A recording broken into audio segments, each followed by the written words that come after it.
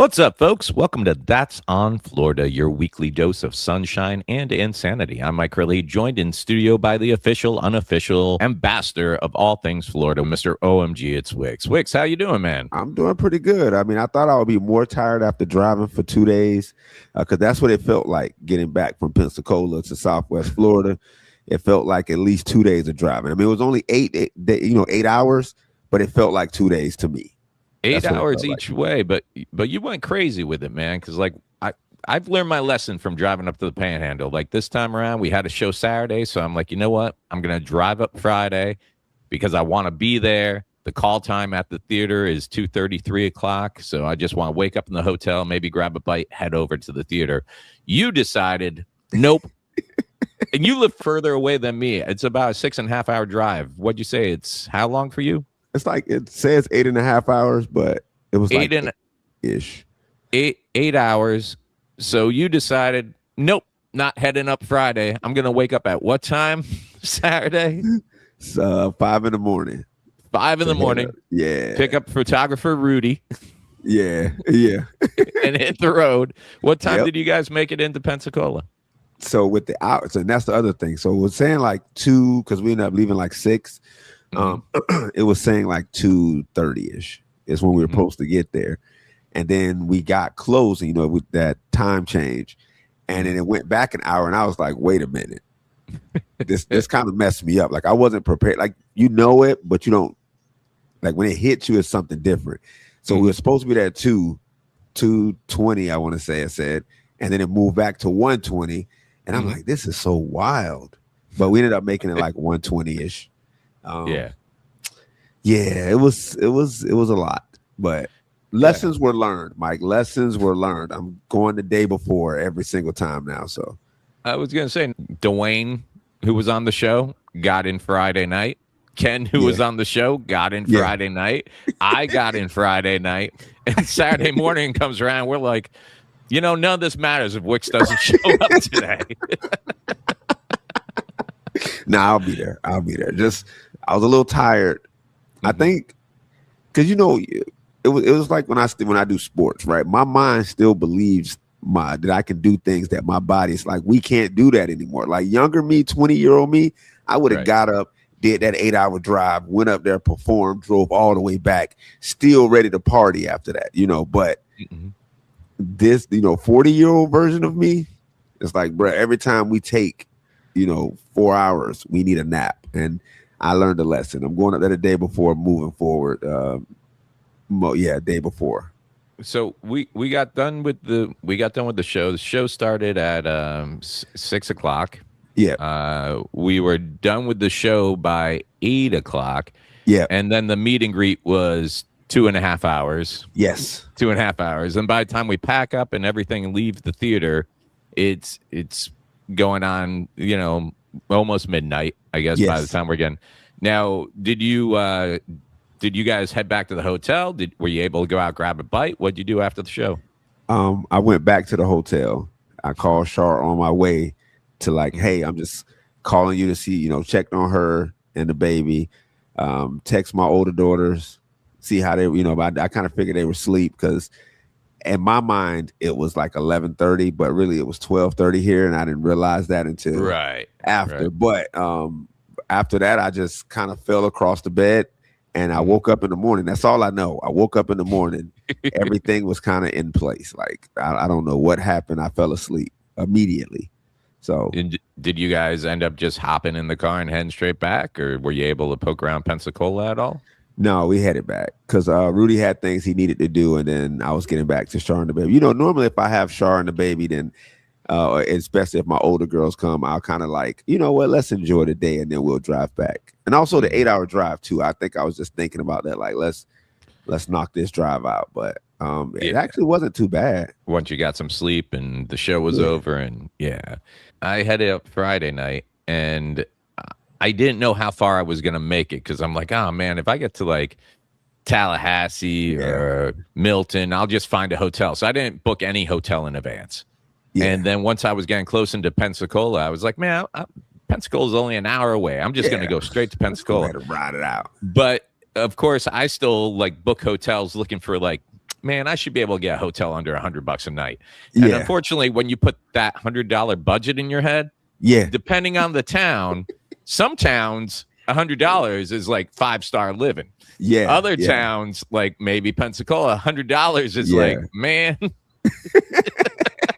Is that a bullet hole in the ceiling? What is that? But I thought I had lucked out because I found a hotel and it was like $100 each night, and it was an actual chain of a hotel name I recognized, which is always like, oh wow, I've heard of them. That's that's good, you know. Better stay there than Pensacola Snore and Snooze, you know. Okay. So, and one of my rules for hotels is they have to have hallways. I don't want to stay in anything where you open up the door and you're in the parking lot and there's a room. You know, I'm like, I want it interior. I feel a little bit safer, you know? Yeah. So I found a room. I guess it was by the university because everything around me said university. And I knew I was in for it when I pulled up and there was a Waffle House in the parking lot of my hotel. Oh yeah, that's when you know some boxing is gonna happen. I'm like, it's too late. I got my credit card info. This is happening, right? So then I go check in my hotel. I'm surprised. It's like, it's clean. And I'm like, that's all I can ask, man. I don't mind if the TV is 20 years old. If it's clean, it's clean. I'm good, you know? And I checked in though. And the first thing I realized when I got to my room is my room was in the corner of the hotel.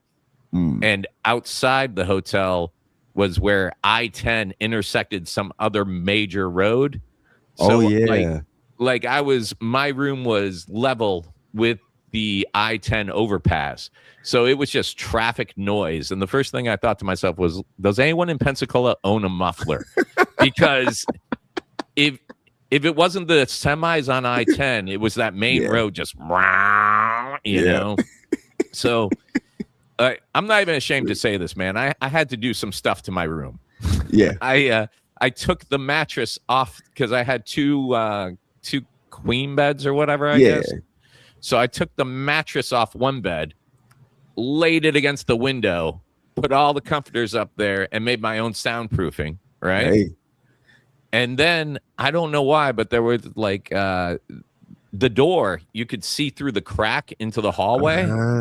Like it didn't feel safe. So I learned this trick a while back. I took the ironing board and I put it under the door handle and I lifted it up. So that like nobody could like, you know, I've seen too many movies where they put a coat hanger in and undo the safety latch and come in. And so if you were sitting in my room with me with a mattress up against the window and like the ironing board under the door, you would think I was like making meth or something and just needed my privacy. But it made me feel safe. Exactly. It made me feel safe. So and I'm glad I did that, man, because I went to sleep that night. And when I woke up in the morning, I woke up to a rustling sound and somebody was trying to get into my room. Even though I had it locked and everything else, someone was trying to get into my room. So I hear the jiggling and I hear the banging and everything else. And I'm just like, I do that manly thing where I just say nothing and pretend I'm not there and hope it goes away. Just sitting there looking at the door just in case. Like I'm not gonna lie, I don't like clothes on me when I sleep. I hate constrictions. So like, waking up like that isn't in the battle mode I want to be in. So you don't feel like the warrior that you should be. So I wait and it stops, and then my phone rings like 2 minutes later, and they're like, "Hey, are you checking out?" And I'm like, "No, I'm here until Sunday." And they're like, "Oh." And it was housekeeping. They had it marked down that I was leaving Saturday morning. So what I hate is they just it was like 11:15 and they just decided, "Oh, we're just coming in whether he's there or not." So so thankful for the ironing board and thank you for. I put everything back. I put the mattress back, so I got my deposit back today. So I think I'm good on that. Oh, you're good to go then. If you got your deposit back, you know you're good. But we talk about it all the time. Growing up with the mentality of not having money, I'm still in that. You know, I'm actually doing a little bit decent. Thank you, Omgitswicks and Friends tour. I'm actually I'm doing kind of decent now, but I still have problems spending money to put me in a hotel where I don't have to put an ironing board under the door and a mattress against the window. So I think someone needs to give classes on how to live like a middle-class person, because I don't know how to do that. I just still got poor guy mentality that this is what normal people do. They put mattresses against windows in noisy hotels, and you use your belt to tie down the door handle so no one can break just in. to make sure. That is hilarious, man. That being said, how was your hotel stay? Did you guys end up in a nice place? It was pretty good. They just had so it was right around the corner from the theater. Because my whole thing is like, when we leave, I just like, I know I was tired already, so thinking ahead, let's get to the closest one. It was like 4 minutes away. Nice. I guess they had a conference there, so they were partying when we got back. Ooh. And I went right upstairs. I was gonna say, anyone's tried to stop you, or were you able to just pass by without having to do the photos? Oh no, I got through. I got through there. Snuck in, got in my room, and then I just passed out. Got up in the morning, it was empty. I guess they were all partied out. And then we left. They were about to start the conference again when we left. I think we left at like 8, which ended up being 9 our time. But we got back around 5-ish, around 5. We had to stop a few times, but yeah, it was pretty cool. And you know the funny thing about all that, when we were booking the show, one of the really nice hotels in Pensacola reached out and said, "Hey, what we'd like to do is offer you guys a 2-night stay in exchange for like 4 comp tickets." Yeah. So we were able to pull that off, and we got 2 nights at a really nice hotel in exchange for a couple of comp tickets to the show. But they could only do that like as a marketing thing for one of us. Yeah. And you and I had a talk, and we decided, you know what? We got Dwayne coming on the road with us this time. He's a good guy, good kid. Let's go ahead, give him the nice room and stuff like that, because he doesn't always get to come on the road with us. So let's make sure we can take that off his list of worries. He's got a nice hotel room. Yeah. And don't think for a minute I wasn't thinking to myself, I should have just taken that room while I'm having a mattress fall down on me as I try to prop it up on the air conditioning unit to seal off the traffic from I-10. I'm like, I'm 49 years old. Why's that young kid with good knees sleeping in a nice bed right now? He should be propping up this mattress. That's right, man. It will build character. That's what he needs to do. That's the difference, man. When you're a young man in the comedy game, like I remember the first time I got to stay in a hotel for comedy where the balcony faced the ocean. It was a place called La Fly Resort in Daytona Beach, and you couldn't tell me nothing that weekend. I was like doing comedy there, had no money to my name, but had my kid's mom with me at the time. And you went back years later to that hotel and you realized what a dive it was. Like everything was rusty and falling apart. But for a kid who came from like nothing to just be like sitting there looking at the ocean in a room you're not paying for because you know how to tell a couple of jokes, I thought I made it, man. I was, So it's all relative, man. It depends where you're at in life.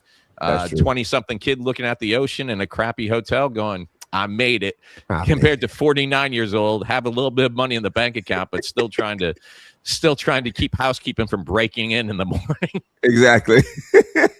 The ironing board under the thing. Yeah. No, but all in hilarious. All, what do you think of the whole Pensacola experience? Because let's be honest, you and I were kind of going back and forth about it. Pensacola had been asking for a while, and then we got the Saenger Theatre, and the Saenger Theatre seats 1,600 people. We ended up with about 875 coming out. Yeah. And I think about probably close to 150, 200 of those were in the last week of sales leading up to the show. Yeah, but it was down to because I remember when we had a conversation, it was at like 6 something. And I was like, you know what? That's 600 people. We're going to have a good time. And then we talked again. They had barely reached like 7. I think it was like 704. And I'm like, you know what? I'm happy with that.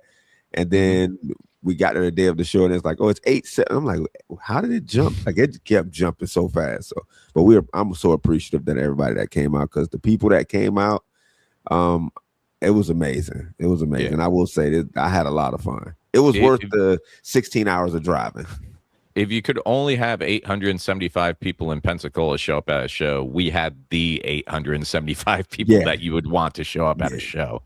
Yeah, and I had a bunch of people that messaged me, and they were like they couldn't go because I guess Alabama had a concert the same day. And a lot of people already had tickets for it, so they were like, "Man, you got to come." I'm like, "That's a lot of driving," but I will say, getting there, it was definitely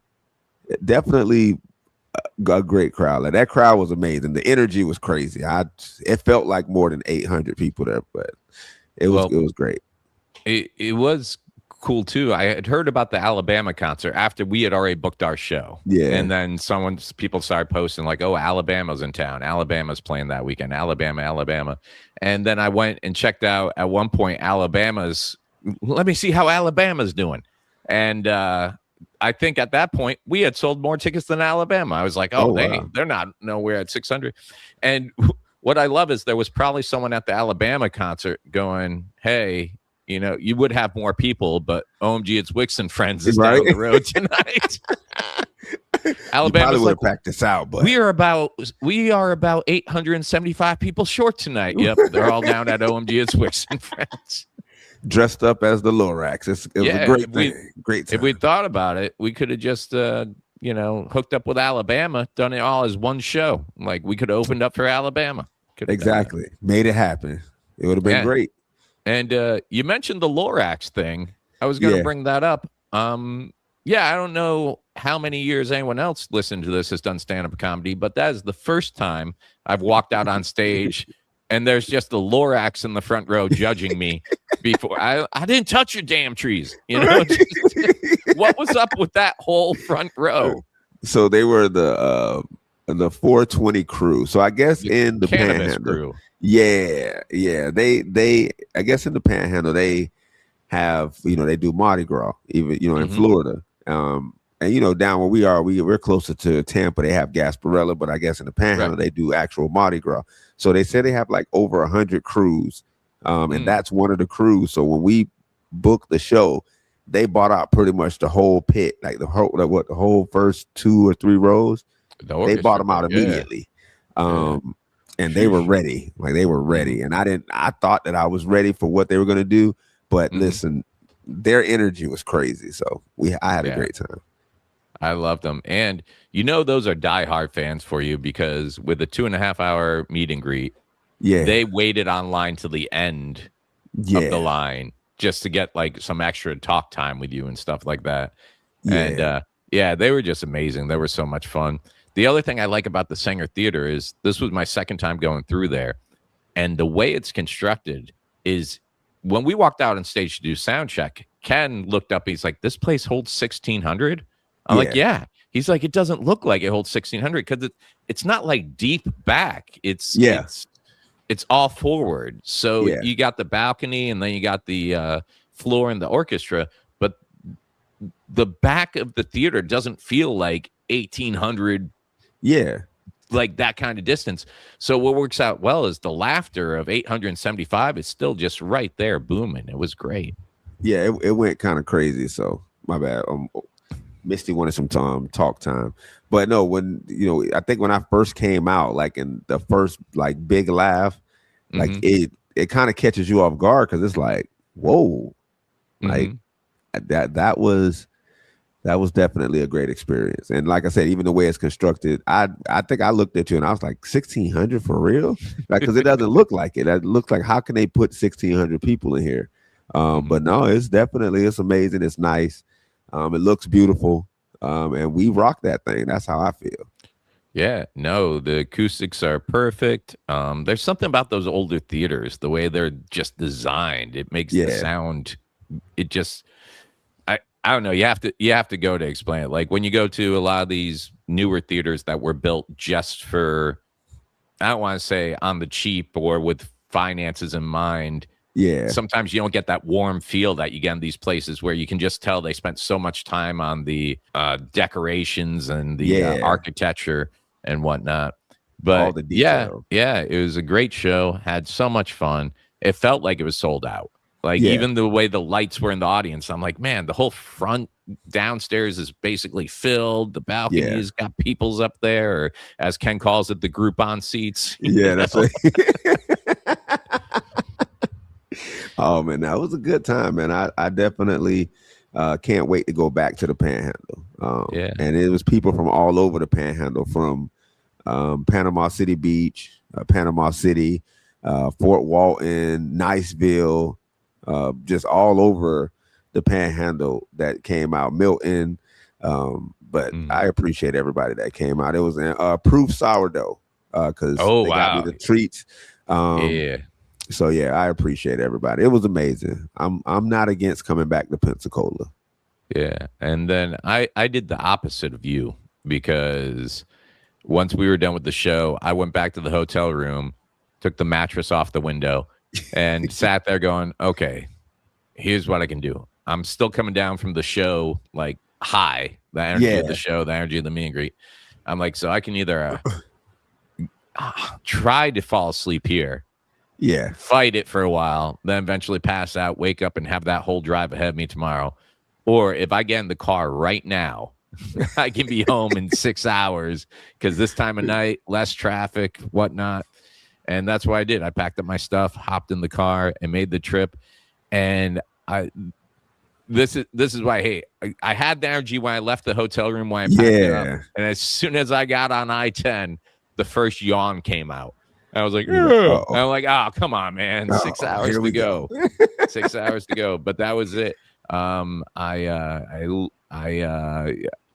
listened to a lot of Friends episodes on my phone because I would never watch. I would never watch, but I listened to a lot of Friends episodes. I stopped at a couple of rest stops, and man, if you want to see people at their worst in life, stop at a rest stop somewhere in the Panhandle at like 3 o'clock in the morning, because you just all give each other this look like, what? How did we end up here, man? What did we do? And then you looking at them. Bad I just decisions did we make? Mine was leaving my hotel. That's what mine was. It was funny. I got to one rest stop, and there was a older couple, two older couples, and like the guys, I guess the women had already walked up the steps, and the guys were probably in their 60s, and they were having some problems with the steps too, you know, kind of getting up the steps to the restrooms. And I couldn't even say anything because I had both my leg braces on. And after having driven that far, you get out, you're automatically cramped up and walking. They probably had a good 30 years on me, and I was still right there with them, holding the rail, watching every step I took up there. We were all waiting for the handicap stall. You know? Yeah, like we're gonna have to wait on this, y'all. This is we here together, y'all. Yeah. So Pensacola, you were so much fun. The only thing I regret is I didn't have more time to spend in town. Like Same. I left the hotel. I got to the theater to do sound check, and I always tell myself, "Oh, I'll just go check on a few things, and then I'll find one of these cool little lunch places and grab some." Never works out that way, man. You walk in, and we're there until the show's over. That's how it goes now. Because when we get there, we start like going over stuff, and then we start talking, and then next thing you know, it's like, all right, 10 minutes to showtime. You're like, wait a minute, what? And then, I'm not even changed. I gotta go get dressed. Where's my Hawaiian shirt? Yeah. Oh, well, man, but yeah. That being said, we had so many questions come into the Q&A.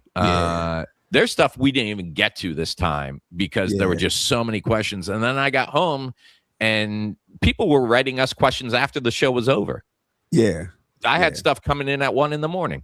So if it's okay with you, because I don't want to get backlogged again on some of these questions. Yeah. So I want to go ahead and knock out. And I specifically told the people at Pensacola, I felt so bad that we didn't get to a lot of these, that we definitely knocked some out on the podcast. So are you cool to answer some of these questions?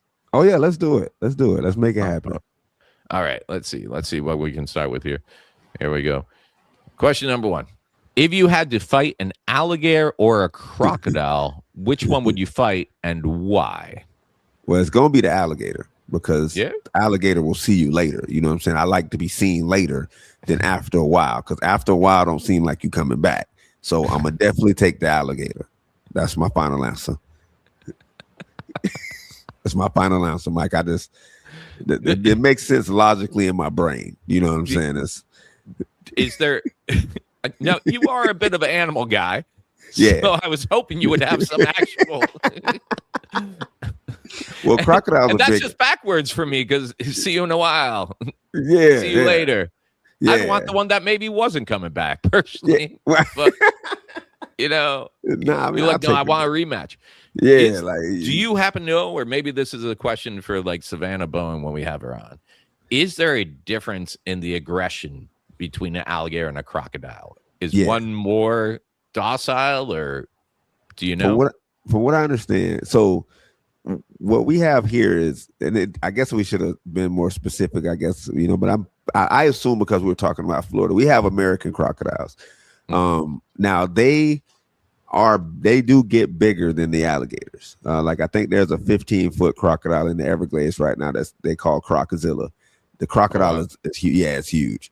And it's just in the wild. Now they aren't as aggressive. Like our crocodiles aren't as aggressive as like the saltwater ones in Australia, or the Nile crocodiles. Like our crocodiles aren't that aggressive, but I feel like they will get you before one of our alligators will, because if you don't really like, gators are so skittish. Crocodile kind of come check you out and see what's happening, but alligators, for the most part, if you're not feeding them, if it's not mating season, or they're not protecting their eggs, like you're good to go. They're trying to get away from you, but oh really? Yeah, they're not trying to stick around. They see you, they like, nah, I'm out of here. But I feel like I would have better odds with an alligator than a crocodile. Like I'm not like, and then you go to these alligator parks, and this is how I judge it, right? When you go to these alligator parks, they'll let you do things with the alligators. Like you can hatch baby alligator eggs in your hand, Hatch Fest at Gatorama. You can feed the alligators even when you go to like Gatorland. They don't have a crocodile feeding at either one of these places. That's a good point. There's probably a reason for that. Yeah, like there's probably a reason for that. Have you ever been hands-on with a crocodile? I know you've done some alligator stuff before. Have you ever? Oh no. I guess the restrictions for crocodiles, because of how they are so strict that even when you go to these places, they don't let you even handle the crocodile. So even the baby crocodiles, I guess they come out with all their like full rows of teeth. Like alligators, they come out with like one in the front so that they can kind of open the egg, but crocodiles, they come out with their teeth already. So right there, they got a head start on life. You know what I'm saying? I don't want to mess with them. Yeah, they come out ready, literally. Yeah, literally. Yeah. All right, next one coming up for you. This is an interesting one. If Pensacola was a person at a bar, what kind of person would it be? Oh man, because you got all those different kind of people at the bar, right? I feel like Pensacola is the person in the corner screaming at the wall. You know what I'm saying? Like trying to pick a fight with the wall. You know, like they're there for like 30, 40 minutes. Like they really think that that's a person and they really got beef. And they're back there just yelling at that wall. They're just yelling at their reflection in the mirror. Yeah. Someone yelling at them. And why are you looking at me? Who's that guy on the other side of the bar? That's a mirror, sir. Yeah. I don't like the way he's looking at me. He's ugly too. Okay. That's what I feel like Pensacola would be. Yeah, it's a wild place. I love it though. Yeah. Let's see. Oh, this one actually got this one accidentally actually was asked at the show, and we got to it. I was just surprised at your answer, so I'm gonna try to get to the bottom of this. Okay. Are Crocs with socks acceptable winter gear for Florida? So, and that's what I was. So, a lot of people in Pensacola were like, no, but they snow, right? And I don't think that they understand that where I live in Southwest Florida, we are hot most of the year, so we're Crocs with no socks. When it gets cold, we got to put on the socks, but we don't get they get snow. We don't really get snow. It just gets cold, so it'll get down into the 30s for like a couple hours, but it doesn't stay there for long. It's like 50s. You don't want to be sockless in the 50s. You know, you get sick, you get a cold. You don't want that. And I'm not going to put on tennis shoes, so I'll just throw on some socks with my Crocs. That's what I do. Yeah. And let me say right now, I worked theme parks for years and years and years. And the thing we always picked on was British tourists who would come wearing sandals. Oh, yeah. No, we'll do that. Or flip-flops. Flip-flops are worse because they got the little, the little thong between the toes. But they wear their knee-length socks Yeah. with the stripes at the top, and then they'd be wearing flip flops with their pale legs, and we pick on them all the time, you know. But now, no matter what clothes I buy my kids for school during the school year, after week 1, they're back to wearing their pajamas, Crocs, and socks to school. And and even now, like, I had made fun of Crocs for years and years, and as I record this podcast, I'm walking around. You know why? Because these things are comfortable with my plantar fasciitis, whatever. Oh, you got yours too. Yeah. I don't have any little pins in there because I'm a man. Right. No, I always got my Crocs on. Like, if I literally will wear my Crocs until we get to the parking lot of the show, and then I'll put on tennis shoes. And then that's when I put on my like very comfortable tennis. I'll bring my like stylish tennis shoe, and I'm like, I'm gonna wear these tonight. And I'll get there and I'll look at my New Balance. I'm like, you know what, memory foam insoles. You know, give me those. Like, that's what I want. So but nah, and that's what I love about Ken Miller too. Ken Miller for years, you know, on stage Jordans, in the streets Jordans, and now he will wear his Skechers with the foam all the way up till he's got to leave the green room to walk on stage. And I'm pretty sure he switches back over before merch. Why? Because we're old, man.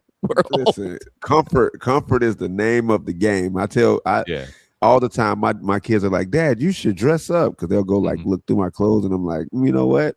If it isn't comfortable, I don't want to deal with it. So So I guess to sum it up, if you have not tried Crocs with socks, give it a try and then judge. Because I'm telling you right now, you're not going back. You're not going back. You're definitely not. You're definitely not. It's like when I was growing up in Port St. Lucie, Fort Pierce, Florida, where I went to college in Fort Pierce. There was a little gas station on the corner. I would swing by and get my Pop-Tarts and a juice in the morning or something like that. And there was this one woman that I would bump into like every other day I went there, and she'd be just out of bed wearing her muumuu or long T-shirt, and she had full-on house slippers on, these dirty house slippers. They used to be fuzzy. Now they're caked with mud from wearing them outside. But I'd be like, why do you wear those every day? She's like, because they feel good, boy. I'm like, all right, then. All right. And at first I was like, that crazy old lady. And now I'm just like, nah, man, when you stop caring what people think you look like, it's all about comfort. I wear this for me. Yeah. Exactly. Yeah. Let's see. Here we go. This came from Olivia. I have to ask, what's your weirdest encounter with an alligator, if you have one? If not, tell me what's one of your most funny stories that have happened while making a video. So have you had any weird alligator encounters, or what's the funniest thing that's happened, or both? Alligators normally try to get out the way. And like I said, I see them, and it's not even a thing now. I mean, it's been a while because now everybody's getting removed wherever they go. But just seeing them cross major highways, I was like I said, that's the craziest thing. But it's even crazier when you see Floridians all getting out the car, trying to like guide it to the side of the road. Like, everybody becomes one, and we're all trying to get the alligator out the road, or, you know, any animal. But the craziest thing that happened to me, when I was making a video I posted when I was being rain. I was full into it. Like, I was getting into character, and I'm doing it. And, you know, spirit fingers, I think I told you what they are, it's the spirit fingers. And Milli Vanilli is always playing in my mind, Blame It on the Rain, every single time I do it. And I'm out there just doing it. And mind you, I checked before I did it, but I made sure there was no lightning, no thunder. I didn't hear anything. I checked the weather, nothing. It was just supposed to rain. So I was like, all right, I'm safe. I go out there. I'm in the character. I'm in mode. I got the game face on, and then the lightning came, and I felt like my life literally flashed before my eyes, and you can see it all over my face. Like, I never seen myself in fear. I saw it that day. That was like, oh, that's what I look like, scared. All right. But yeah, I saw that video. Like I said, I thought it was like an effect you actually put on your camera to get that glitch. And you're like, no, that was the lightning hitting. Out of nowhere. It wasn't even lightning anywhere in the area. And it just out of nowhere just hit right there. I'm like, well, and I sat down for the rest of the day.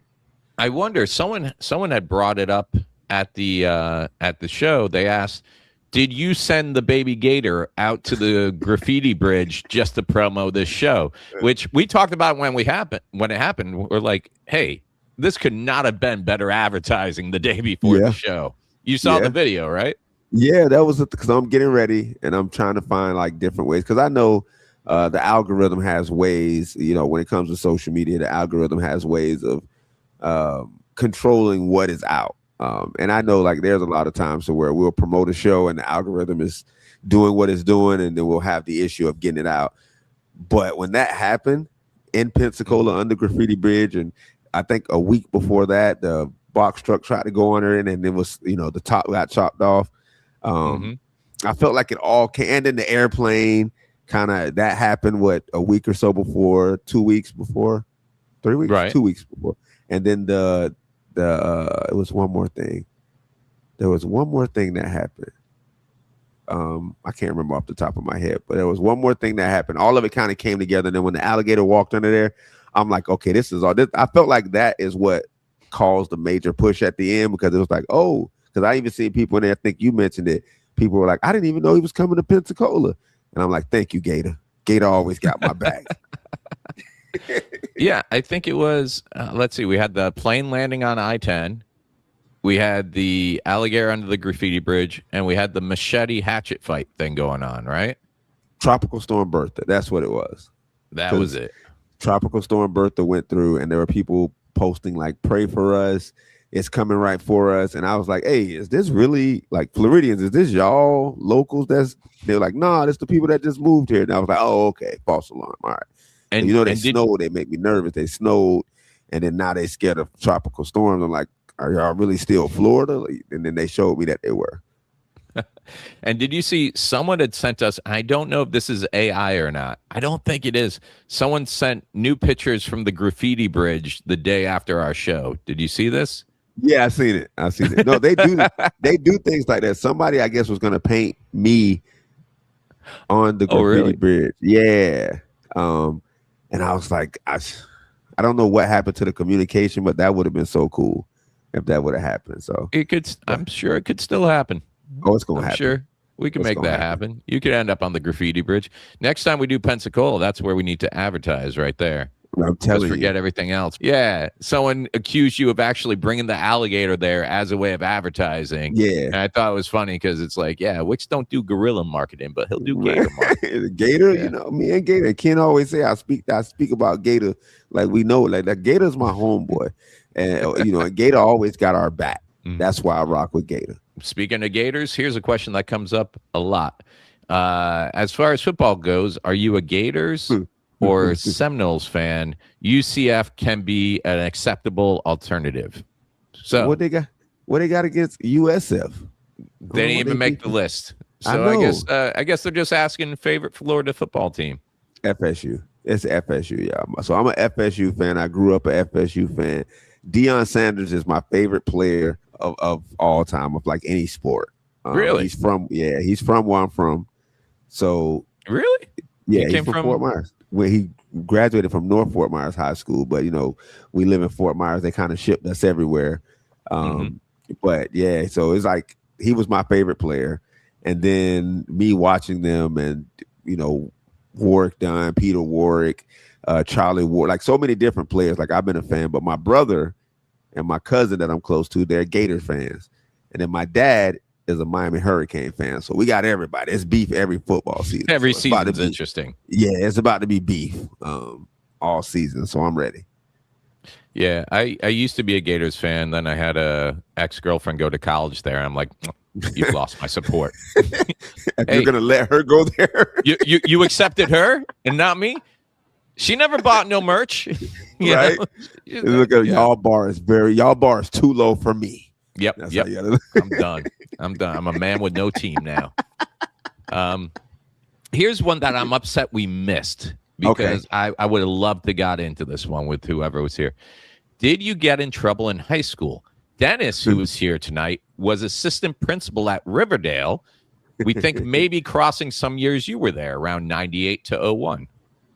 Do you remember an assistant principal named Dennis when you were at Riverdale High? Sounds familiar. I graduated in 02, so I was there in 01. So I was at Cypress first because I was in the Center for the Arts. I was a band kid. But I also did sports. And like I told y'all, I thought I was going to be 6'2". This is a real story. And so when the band, because I was in concert band, they were like, you got to pick one because the band, you had to be very dedicated. They were like, you to pick sports or the band. And I'm like, see y'all later. I'm going to play football. And what happened was I stopped growing. But 11th grade 12th grade is when I fully came into me. Like I was like, start being the class clown. One of my teachers said that she compared me to the donkey from Shrek because she said I never stopped talking. So there was that. She was like, you remind me. It was my Spanish teacher. She passed me and everything. It was great. Yeah. She's amazing. But they wouldn't have caught me in 11th grade is when Dennis would have been there. I wouldn't have been in trouble then.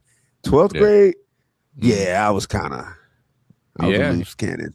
A little bit wild in 12th grade. Oh yeah, I was. Yeah, I was. It was more of like jokes and funny, and like I wasn't like skipping school and doing like I was there. There was one time my bus driver was chasing me through the back. Like we were trying to skip school, but my bus driver wasn't having it, so she's like following us. Me and my brother, we're jumping over people. Like it looked like a movie scene from like where the police is chasing like the criminals. That's what it looked like. But in a school bus? Yeah, in a school bus. Like they're coming around the corner. We're like jumping over fences. It was great. My sister actually went on the bus, so she saw it from the bus's view, and she said the bus driver was like, "Oh wow, they're fast." And I'm like, yeah. See, you had different school bus drivers than mine because my school bus driver was like excited when we weren't at the stop. Like she would see us running to catch the bus from having to walk half a mile away, and she'd be like, "Nope, too slow today. You're gonna have to wake your mom up. She's gonna be driving you in. She's not gonna be happy about that. That's what you get. 15 minutes early is on time. On time is late. That's how I run this rule." Oh man, that is hilarious. But yeah, most bus drivers, like, it was the first one, and I didn't think like when we ran, we didn't think she was gonna chase us. It was more so like let's get on the bus, and then we just took off the other way. And I guess she saw us and decided to chase us to get on the bus. I'm like, why do you care this much? I got asthma, lady. I don't have much more wind in my lungs. Like, plus, in every movie where there's an escape scene and the guy runs out to the parking lot, he sees motorcycle, Corvette, school bus. You never pick the school bus. You never. Even the movie Speed, they had to be like, if this bus reaches less than 55 miles per hour, because that's the fastest it could go. Yeah, exactly. Oh my gosh, that's hilarious. I feel like you already answered this one. Kind of, what's something that happened behind the scenes that was way funnier than what actually made it to the videos? So I know you got the lightning crash. Have you had, like, I know when I do videos sometimes when I'm trying to be in character, and then someone walks into the scene like I thought I was alone or something. Have you ever had any awkward moments where you're trying to film something and just passerbys show up and kind of ruin the shot? Yeah, so I most of the time I film home, but there was at one point where I was like, I'm gonna go on location and just start filming in random places. And me, I'm such an awkward person when I'm filming, like even these skits. I don't know why, but still to this day, like I'll get like very awkward, and if somebody like sees me filming them. And I went downtown, and it was one of those like days where everybody's at work and school, and I'm like, I'm gonna just go down and film. And I'm down there. I think I'm filming a seagull skit, and I'm fully in character. And I don't think anybody's around. And this guy was just sitting at this park next to it, and he's like dying laughing. And I realized he's watching me the whole time. So I didn't even get to finish the skit. I just left. I was like, I packed up my stuff so quick, and I just put everything in the car, and I took off. Like, and it was like, it wasn't even that serious looking back on it, but I felt like it was so awkward for me. But I'm getting better with it. Like, I'm getting better. But at that time I was still new, and it didn't work well. Yeah, I don't like it. Whenever I'm doing my sketches, I want to just be alone, film me, go back and edit. And even then, when I'm editing stuff, I'm like, I can't believe I'm going to put this out on the interweb, but it's the only take I have that's even semi-decent. Why do I even do this? This is horrible. Like, you start feeling a little bit cringy sometimes. But then it all seems to work out, man. When you get it all edited and add everything. I really got to the point with my videos where I'm like, all right, man, as long as I get the basics, I can make it look somewhat decent by the end. That's where I'm at. Yeah, there's a couple of videos I look back and go, what was I thinking that day? But for the most part, I'm happy with everything. But I think the surprising thing is I didn't realize till I started doing videos how much time can actually go into a stupid 30-second video. Yeah. Oh, yeah. It's crazy. What is the average? What's your average time? Like you're putting out new content all the time. Yeah. Like sometimes like 3 or 4 videos a day. How long does it take you, or how do you manage that? How do you figure out how to get it all done? So I got a system. So I got like a couple different series that I run on my channel. So I have the what in the Florida, or the only in Florida, the flip phone videos. They don't take long. I find a clip that I like, and it's more so I watch it to get what I want to say and then kind of react to what's going on in the clip, and then I got my character skits where I got the weather and the bugs. Those take a very long time. So I know if I'm doing one of those, I'm going to do a what in the Florida. The non-Floridians, they're kind of easy. Well, they're kind of quick, but not really, because it's 2 different parts, but I'll kind of get a premise, or I'll get a subject or what I want to talk about. I kind of know what each one of them is going to say. And then I just turn on the camera and kind of surprise myself at that point, because some things I'll go back and edit. I'm like, I don't remember saying that, but that's pretty good. That's pretty good. And then I'll just add it in. And so I have like a few different series, and that I'll like, I know time wise, the character is going to take the longest. So if I'm going to do that, then I'm going to do a what in the Florida, the non-Floridian. And so yeah, it's just, I guess I got a system, but it still takes hours to just even record all of that and edit all of it. To even get it put out. And most of the time, like you said, it's 30 seconds. So those character videos, it may take me an hour and a half to edit, do all the parts, get it how I want it, and then put out a 30-second video. What kind of equipment are you using when you do your videos? Did you start out with just your phone, or do you have a camera nowadays, or is it still just the phone, or what are you using? I use my camera now because I was trying to make like little movies, which is what I'm still aiming to do, is try to make it like I understand social media, like it likes it a certain format. So I still do what I do, is just trying to make it a little bit more movie like, so I can try to move into that area. But yeah, I use my camera now. Just better quality on there? Yeah, it's better quality, and for like low light situations. It's really why I started using the camera. So if I'm filming at night, a lot of times with my phone, if it's too dark, or even if you put lights outside, it still won't look right. But with my camera, I can catch a lot of the details. I can film at night. I don't need to drag around 1,000 different lights. It makes it a lot easier too. So yeah, my camera is the way to go. Well, I think we got through a lot of these. We got a little bit of time left. I got 2 left I'd like to hit you with. Okay. I feel like this one gets asked a lot. Is your flip phone actually activated? It's activated. So the flip phones, they don't have service, y'all. I have 6 of them. That'll be pretty expensive.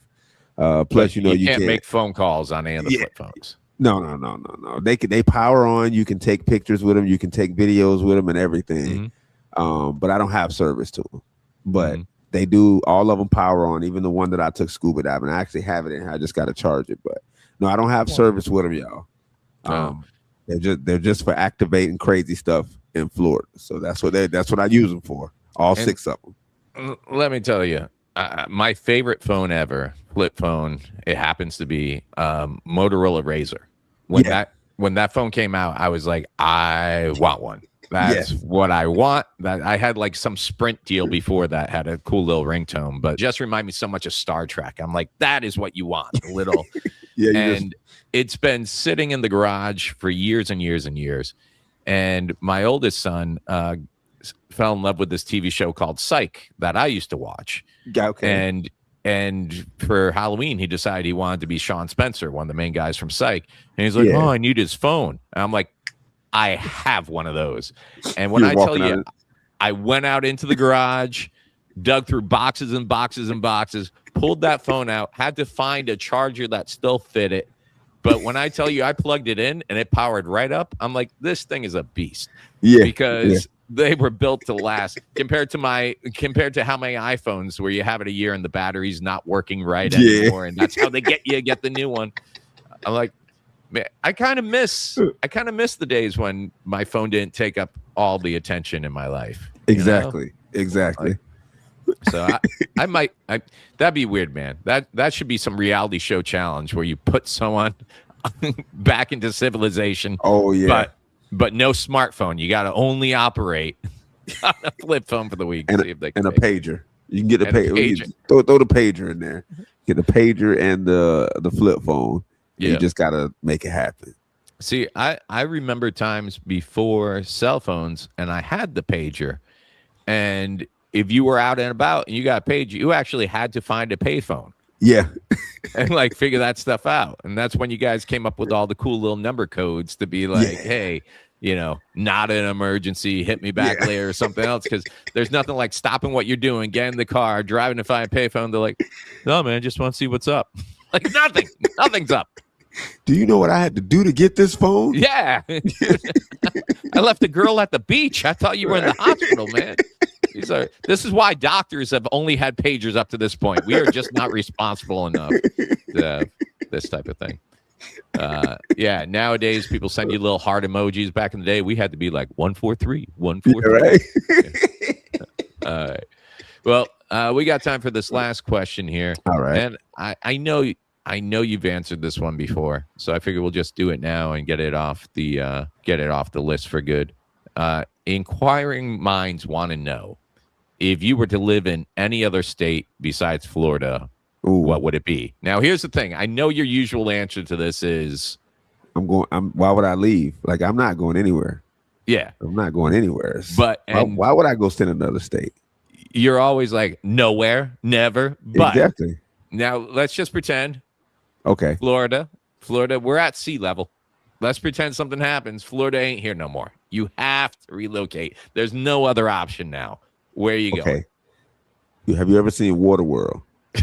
Have you ever seen Waterworld? I might be the only person who has watched it and enjoyed it. Yeah, I was a big fan of Waterworld. That'll be me, Mike. Yeah. If I had to go move to any other, oh my gosh, that's difficult.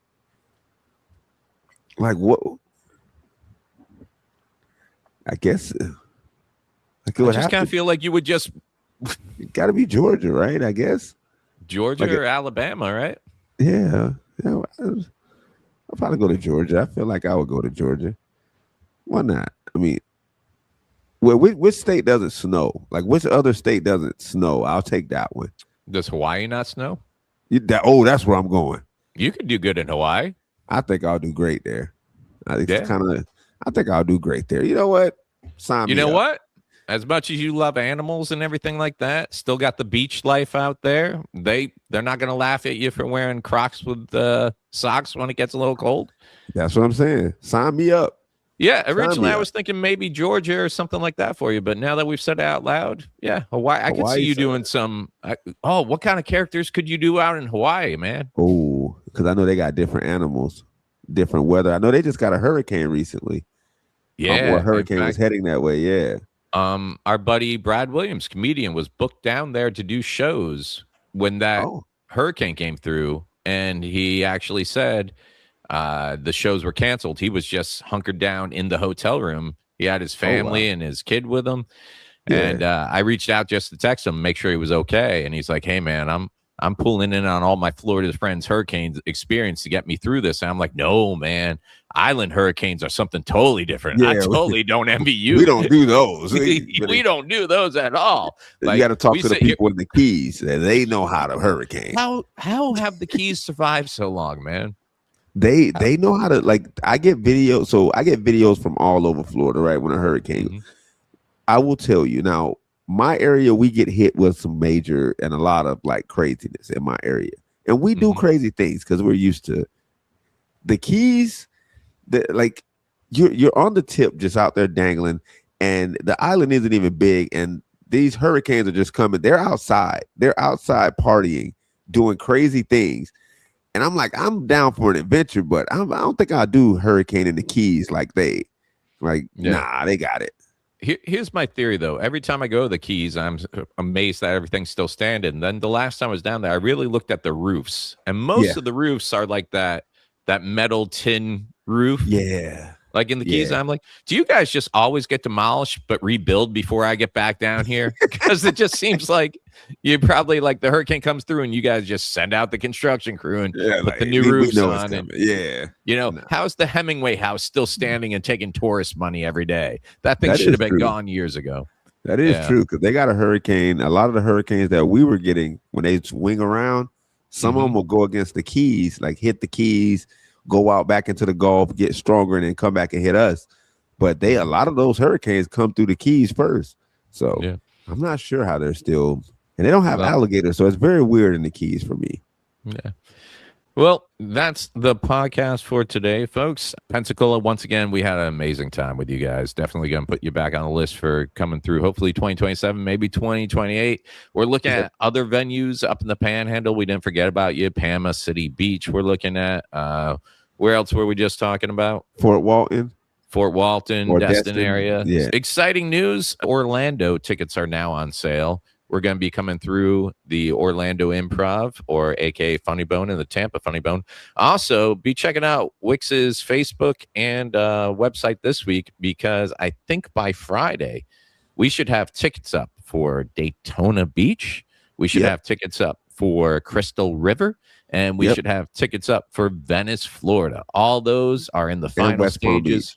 Oh, yeah, West Palm Beach. Those tickets go up Wednesday, I believe, correct? Wednesday. So be sure we'll try to get them up on Wicks's website. If not, check out the Facebook page for the direct links. Other than that, 2 weeks from this past Sunday, we will be at the Polk Theater in Lakeland, Florida. That is going to be a crazy good time. Seats 1,400. I saw someone on your page right before the show. They did a head count. There's 15 seats remaining, and they're all spread out. So that is going to be absolutely crazy.